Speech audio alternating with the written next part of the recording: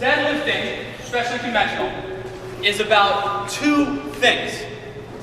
It's about driving your heels through the floor and then squeezing your glutes through the movement. Exactly the setup. Let me show you why we need to get the scapula directly over the bar. How many times have you seen somebody initiate a deadlift and they have a counter movement either forward or backward before the bar even comes off the ground? Bar will not come off the ground until your scapula is directly over the bar. So set up in a position where you've already achieved that. Your knees should lock out simultaneous with your hips. Do not lock your knees first. If you lock your knees first, you are going to miss on heavy weights. One other cue that can help in terms of staying in position, instead of thinking about pressing down, because sometimes that makes people lock their knees too fast, think about spreading the floor, okay? Do not overhit the hips. Do not try to turn this into a squat. It is not a squat.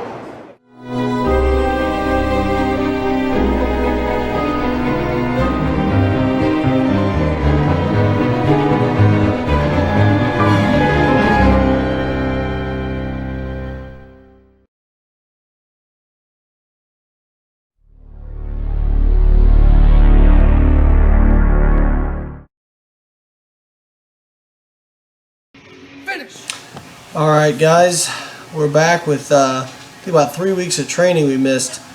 What you were seeing at the beginning there was footage from our VIP camp, which we have every year in Tampa. Don't ask me about how to get into it. It is opened up. It would be open to the public, but we opened it up to my clients first, and it sells out within 24 hours. So sorry about that. But yeah, we had some great experts there, and that was Dr. Mike Zordos, who saw instructing conventional deadlift, and myself doing some instruction on sumo. This is footage from, I was in Indianapolis, and I was lifting at an Olympic weightlifting gym called Lift Lab, and man, these are sets with 500, and they got pretty ugly because that is an Olympic weightlifting bar, and it is super whippy, and these are sets of 8, and man, just that whippiness of the bar when you get into the whole position, like it just feels like it's another weight coming down on you. And then actually deadlifts felt pretty terrible too there. I was traveling, I was visiting a relative who is undergoing cancer treatment. They were doing inpatient cancer treatment there at IU Medical Center, and so I was visiting them, and I think I was, I was pretty stressed out. Not I don't want to say super like stressed out, but seeing a family, somebody you dearly care about very much, in a really weakened state is very difficult. And I think that plus the travel plus just been going hard for a while probably contributed to everything. So then I got back. I think I talked about in my last video.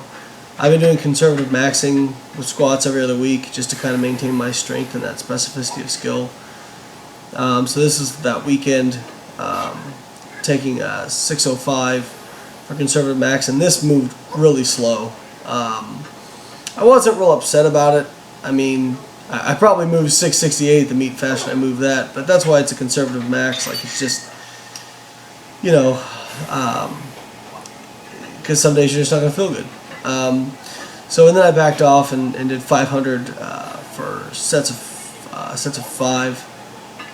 And these felt pretty good, especially considering how slow 605 felt.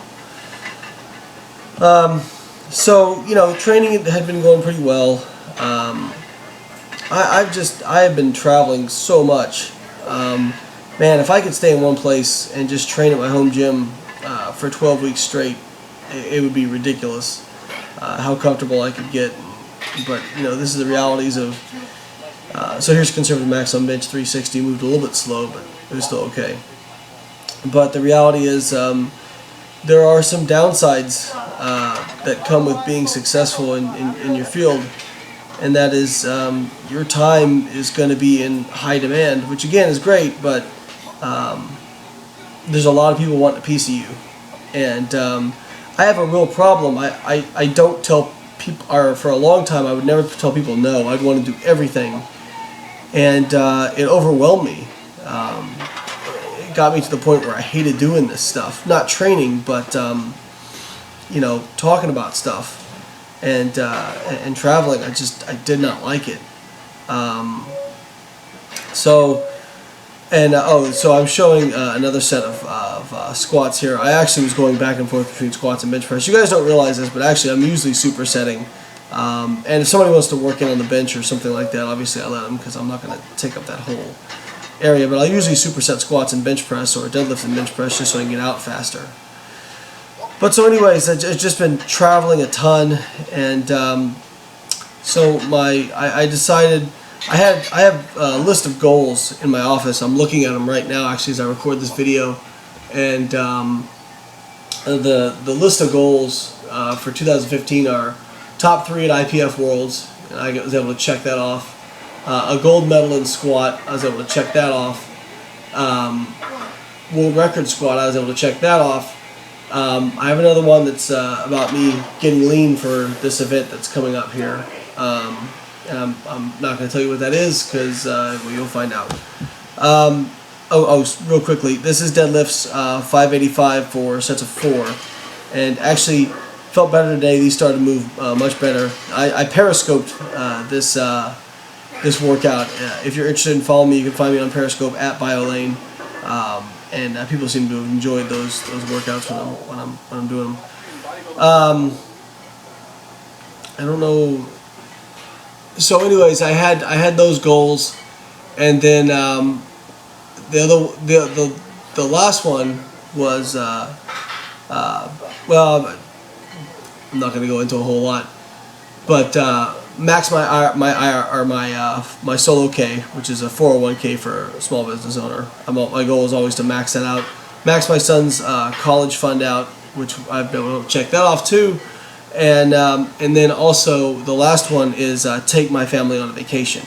I haven't been on a true vacation that wasn't with business for almost 5 years. And so, you know, every time we go out, it'd be like, all right, we're going to this place for business, but we'll take an extra day and we'll do stuff. And it's not really, ends up not really being a vacation. So I actually, just here in a minute, got to take them on an actual real vacation. So anyways, this is actually the squat cardio I've been doing. So I was squatting twice a week, and I've been, you know, like I said, leaning up for something, and my fat loss started to slow down a little bit. So I added in some squat cardio instead of traditional cardio. So I was doing about 50% of my 1 rep max. This is 350 pounds, so it's a little bit more than 50%. And rest, and doing 8 reps as fast as I can, but still breathing correctly, bracing, and then resting about 90 seconds, and then doing another set.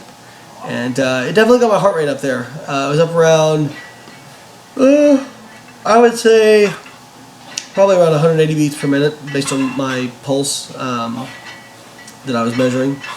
And so, you know, there's very little research data on this. This is just kind of one of those things where I'm playing out logically. I can go do cardio, traditional cardio, but cardio has a negative interference with strength adaptation. So why not just add, you know, lighter weight, something that's not going to beat me up, but something I can, you know, do more volume and practice the movement and still get a good calorie burn in. So, you know, I'm not saying I'm sure everybody out there is going to see the video and go, oh, should everybody be doing squat cardio? Look, if you want to, if you love squats and you would rather do that than traditional cardio, then by all means, you know, give it a shot. But if you like doing traditional cardio, if you like doing high intensity, then do that. You know, just understanding what the benefits and drawbacks are. And I didn't show it in my deadlift video, that Periscope video, but I actually hit 585 for an AMRAP of 10 on that day, so I was really happy with that. So that was nice that felt better after not feeling so great early in the week. I mean, I was struggling to get 8s with like 520 pounds. It was really discouraging. I think part of it was the Olympic bar. I'm just not used to a bar that's that whippy. And then, like I said, obviously the stress of seeing somebody I care about going through a tough cancer treatment. That probably didn't help things. But I was feeling better this week, kind of back on the grind, and there I am measuring my pulse, trying to see where I'm at. Interesting, I'm watching this video with it sped up, and you can see the plates in between sets sitting there oscillating. I've never noticed that before, but if you watch the plates, you can actually see them sitting there, like the inner plate oscillating. That's interesting. I've never actually noticed that. I wonder what would cause that. So there you go, random thoughts of Layne Norton right there. That's why I got into science, because it's all about answering questions and asking questions. Is the fundamental crux of science is being inquisitive. I think a lot of people don't think about that. Here's my buddy Paul.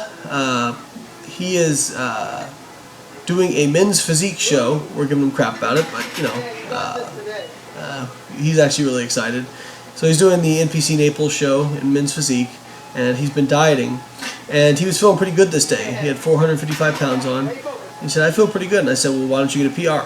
And he's like, well, I've been dieting. I'm like, so he, but actually he said he thought he might be good for 5 on this, and 5 ties his all-time PR, but obviously this is a lighter body weight. And so I was yelling at him to get 6, and he did it. And Paul has great form on his deadlifts. If you're a tall person, Paul's like 6'3" or 6'4". If you're a tall person, you need to watch how Paul deadlifts, because it's exactly how you'd want to do a conventional deadlift if you were tall. He really does a good job of engaging his lats, pulling the bar in and keeping it right next to his shin, and that's super important when it's super important for anybody, but especially when you're tall, because if you get 1 inch away from your body, it's going to basically like double the force on your lower back. I could be off with that, but it gets precipitously worse the further out you get from your body, and I see a lot of people lock their knees too early on deadlifts. So ironically, while I've been dieting, bench is supposed to be the thing that goes down the most, and it has actually felt the best out of the 3 lifts. I don't really know what to ascribe that to, but it's actually felt pretty good. So I've been going in kind of excited to do my bench sessions, because I figure if I'm getting stronger at this weight, once we actually, once I gain some more weight back, I'll be even better. And I'm sitting right now, I would say probably right under 200 pounds. And I feel pretty much just as strong. Maybe not quite as much, because when you peak for an event, it's different than just being kind of lifting. Peaking is very specific, but I feel just as strong as I did a few months out from Worlds. So, and this is at a significantly lighter body weight, so pretty excited to see what I can do at Worlds. So here was a day of sets of 8 with 485 on squat. I think I did 3 or 4 sets. And again, we only show first and last set. And man, these felt really fast. I periscoped this session as well, and people seem to enjoy it. But these just felt so good. One thing I've changed in my squat is I used to look, I didn't look up much. One of the worst cues actually on squat is to look up. It's a terrible idea. It's going to put you out of position. It's going to take the bar path out of position. It's going to make it not straight anymore. Do not look up when you squat. Like, you hear people, oh yeah, throw your head back, look up, because if you look up, it'll magically change your levers so you can squat more upright. No, stop it, it's stupid. So anyways, I would usually just look straight ahead or slightly up, not anything exaggerated at all. And I changed to, as you can see here, I'm kind of looking a little bit more down. Now, I don't recommend looking straight down. That's the Alberto Nunez style squat. Sorry, Alberto. I don't think that's probably a good idea. But I usually pick out a spot in the floor that's 20-30 feet in front of me, and I look at that.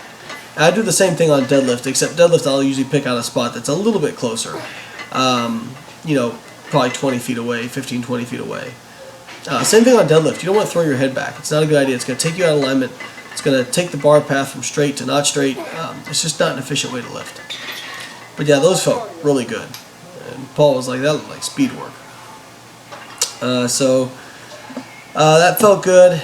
And they was doing some 8s on bench as well. And this is with 300, I think. 300, 305. And you know, again, this felt a little bit slower today, but still pretty darn good. Especially, you know, considering my best for 8 is, you know, 315, and that's being, you know, completely fired up and everything, and that was just kind of walking in and doing it with 300 for 8, so it felt pretty good. And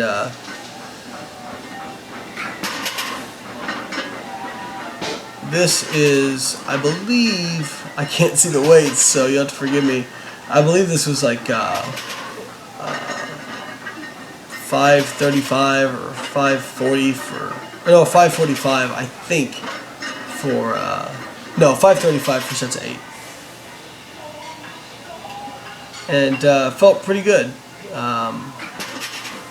No, I'm sorry, this looks like 515 now. I see a different angle. So, but regardless, it felt very smooth, you know. I remember that day just kind of feeling pretty good and saying, all right, I'm not going to do anything. I'm just going to walk up to the bar and do it, you know, no psych up or anything. I always get a little bit psyched up.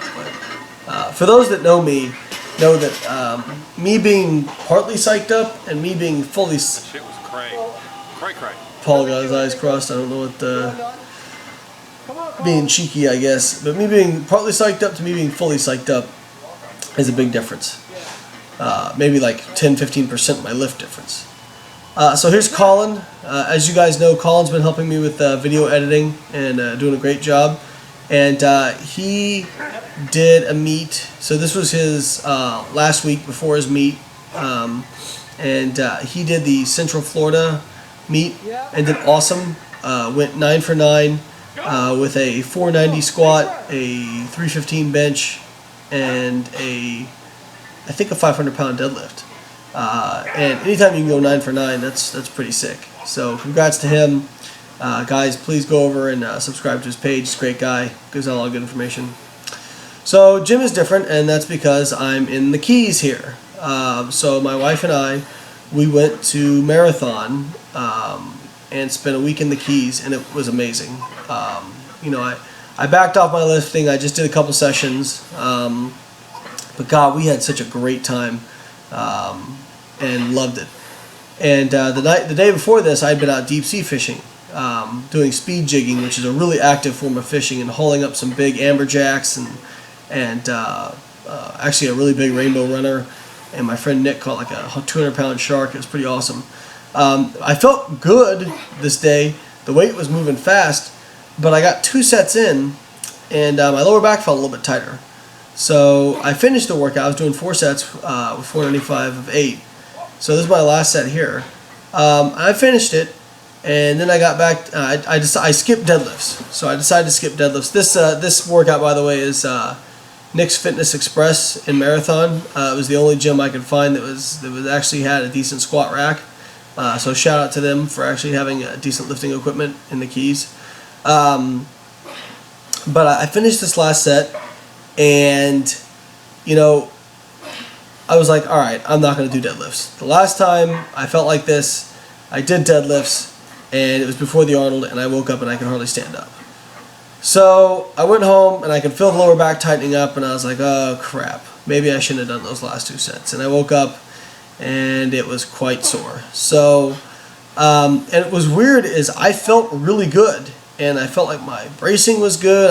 I didn't cave my lower back, nothing like that. It just, and so actually, knowing that my lower back was tightening up, I did feet up on bench press and didn't do, didn't do a big arch and leg drive.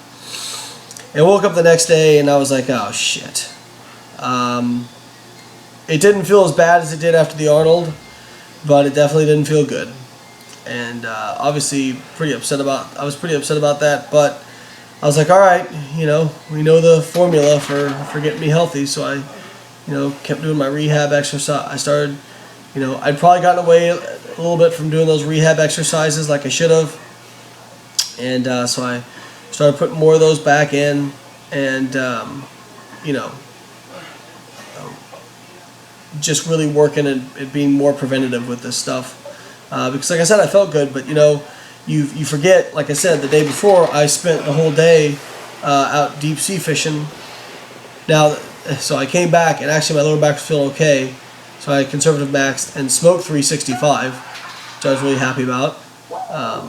So that was cool. And then did sets of 5 for 300.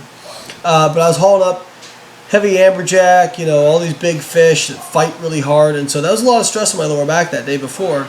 And, you know, just didn't think about that because I got to the gym and I felt fine. But who knows if that, you know, there was a little bit extra fatigue there that I hadn't thought about. So, you know, I just decided this week, you know, I'm going to go in, I'm just going to do what I can do that's reasonable squat-wise. And so the first day back, I worked up to 405 for, you know, not that many reps, and just really focused on my form, making sure I felt okay, and, you know, not pushing the lower back. At this point, I knew it wasn't as bad as when I'd injured it before, you know, before the Arnold. But I didn't want to do anything crazy, so I just did sets of 4 here, 405. Just kind of work on the movement, you know, give myself some active recovery, and it actually felt okay.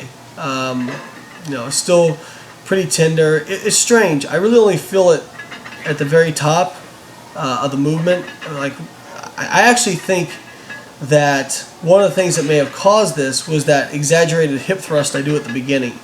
And I don't do that on purpose. I think the reason I tend to do that is because when I take such a deep breath in, it just kind of happens as I'm trying to get that last little bit of air and push it down into my diaphragm. So I've really been working on trying to calm that down. And so, you know, I felt this whole week, I felt okay. And I thought about, you know, I can do some heavier squats, or I can do some, you know, feet in the floor, arching bench. And I decided, you know what, it's not worth it. If I decide to do nationals, I'm still, you know, still 12 weeks out from that. I know, you know, for Worlds, I basically got ready for Worlds with 4 weeks of training. I mean, I was squatting from 7.5 weeks on in, but the first 3 weeks were crap. And so, you know, I was basically able to get ready for Worlds with, you know, 6 weeks of training, 4 weeks, whatever, 4 to 6 weeks of training, and do really well there, obviously. So, if I can have, you know, I figured take a couple weeks, go lighter, give your body time to recover, and then if I can have 10 weeks of really good training, I mean, imagine what I can do with that. Because even though I went to the Arnold and did really well, like, I was actually tracking way better for the Arnold than I was for Worlds. I mean, Worlds I did well, but the Arnold, man, I mean, I was absolutely, you guys saw some of the videos, I was crushing weights before the Arnold.